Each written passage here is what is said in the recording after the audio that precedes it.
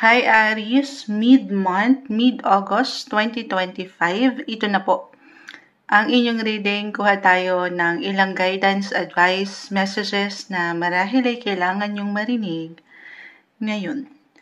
Okay, mensaheng gabay lamang po. Tayo po ay general reading, so syempre pa, just only take what resonate. Aries, mensaheng gabay para sa iyo, para sa taong maring makapakinig nito. Mid-August, message. Guidance para sa isang Aries. Anong kailangan marinig po nito? Mid-month of August 2025. Okay, may gustong umangat dito. Tayo pa live na live sa Black Up. Ayan. Alam ko hindi niyo makita yung kalahatan ng paglapag ng baraha.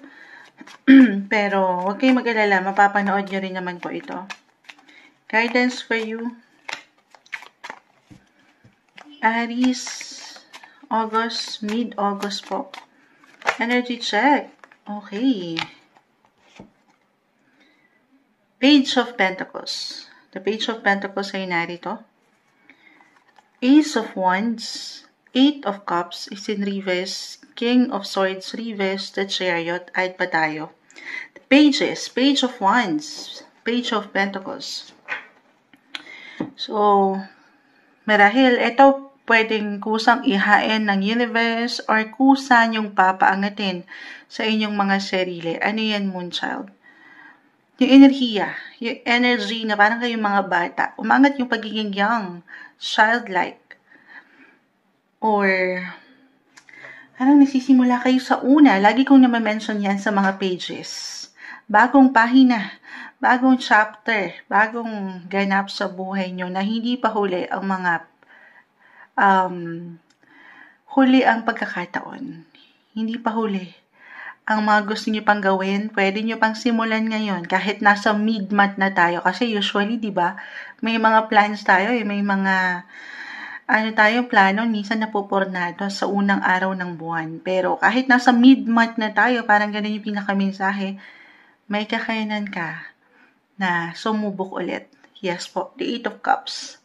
Sumubok ulit mula sa ilang pagsubok ng buhay.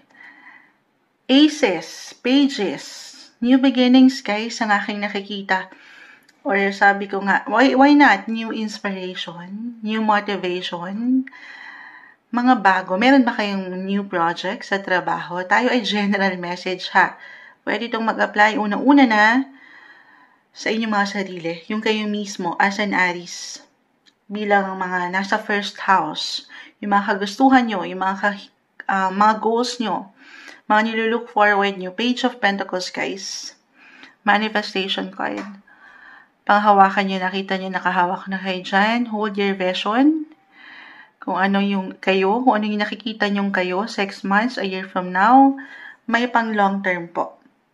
Kung ano mang pundasyon ang gagawin nyo ngayon, I feel with your cards, Aries, na merong long-term effect. Okay? Magbe-benefit ka dito in the long run. At itong ilang tao na nasa paligid mo, pangalawang nakikita ko dito ay pamilya. Especially kung meron na kayo, baka dito mag-apply yung bata, pagiging bata, or meron na kayong kids. If ever, for some of you, yung ilang plans niyo dyan, connected din sa romance. The Eight of Cups, meron bang sumusubok ulit mula sa ilang trials, ilang pagsubok, challenges, new beginnings, renewal, reconnection, reconciliation?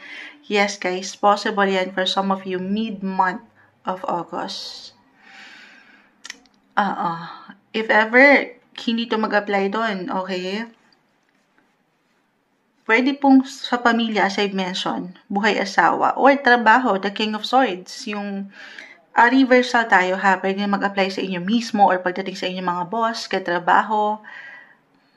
Parang, umangat yung pagkaseryoso, yes, but at the same time, hindi lang kayo nagtatrabaho, pero nag-e-enjoy or may enjoy nyo din ang inyong mga buhay paggawa. Mid-August. Meron po bang travel, kahit sa simpleng pagpaplano? It doesn't matter kung ito ay long or short distance travel, or maybe ito ay isang pinaka-advice to travel. Pero iba-iba tayo dyan ha. kung saan nyo mapapaangat yung pagiging young, yung pagiging masaya naman. So, maaaring naging seryoso or nagiging seryoso ang mga bagay. Lately, if ever man, maybe ito yung sign to pause. Na okay lang, it's okay to step back, to recharge your energy sa inyong paraan ha. Of course, tanungin ang sarili, sino bang inspirasyon mo? Or kanino ka ba bumabangon? Kanino ka higit na lumalakas? Sinong pahinga mo? Deserve nyo yan mid-month of August. For some of you, single, ayun na na-mention ko. Single, well, couples man kayo or no matter what your relationship status, may pagbabago, may bagong opportunity, someone new, why not? Ayan. Ang ganda. Alam ko matamis, pero ito yung nakikita natin. Other messages, ihabol ko ito. It could be unexpected for some of you. I am getting a message dito. Pagdating sa communication, the King of Swords kasi ay nandito po. If ever, kahit over the net lamang ito, the Eight of Cups, okay, maaaring merong someone na magkumonekta sa inyo, makipag-communicate, makipag-usap, kahit sa simpleng highs and hello, Aries. Bakit ganun yung nakukuha ko dito? And I feel na it could be unexpected. Parang hindi nyo inaasahan. It could be out of the blue. Pero along with your other cards, positive naman. Or maybe ito yung pinaka-advice din, na papaangatin yung pagiging flexible and adaptable sa situation. On fire, umaangat yung kayo. Stay inspired, Aries. And dito yung determination, yung inspiration, motivation, lahat na. Sa mga natitirang araw-linggo ng buwang ito, ito yung umaangat na guidance para sa inyo, mid-month of August 2025, Aries.